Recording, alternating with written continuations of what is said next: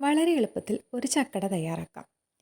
ആവശ്യമായ സാധനങ്ങൾ: റവ, ഏലക്കായ, അരിപ്പൊടി, ചക്ക വേവിച്ച് വെള്ളമൊക്കെ പറ്റിച്ചെടുത്തതാണ്. ഇനി നമുക്കൊരു മിക്സിയുടെ ജാറെടുത്ത് അതിലേക്ക് അല്പം വെള്ളം ഒഴിച്ച് കൊടുക്കാം. ഈ പൊടികളൊക്കെ ഇടുമ്പോൾ അടിയിൽ പിടിക്കാതിരിക്കാൻ വേണ്ടിയിട്ടാണ്. ഇനി അതിലേക്ക് നമുക്ക് റവയും ഏലക്കായയും അരിപ്പൊടിയും അതേപോലെ തന്നെ ചക്ക വേവിച്ചതും കൂടി ചേർത്ത് കൊടുക്കാം.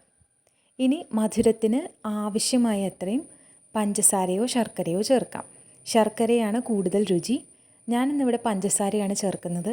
ചക്കയ്ക്ക് ഒരുവിധം മധുരമുണ്ട്, അതുകൊണ്ട് അല്പം പഞ്ചസാരയെ ചേർക്കുന്നുള്ളൂ. ഇനി ഇതെല്ലാം കൂടി നന്നായിട്ട് അരച്ചെടുത്ത് കൊണ്ടുവന്നിട്ടുണ്ട്.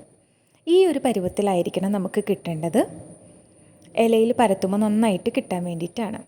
ഇനി അടിച്ചു വെച്ചതിലേക്ക് നമുക്ക് കുറച്ച് ചിരകിയ തേങ്ങ കൂടി ചേർത്ത് നല്ലപോലെ മിക്സ് ചെയ്ത് എടുക്കാം.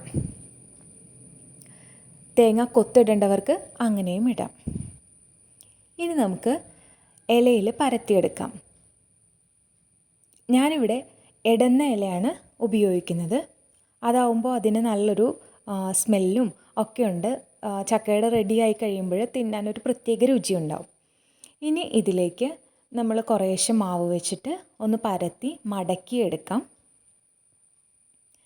ഇതുപോലെ എല്ലാ ചക്കയുടെയും റെഡിയാക്കി എടുക്കാം.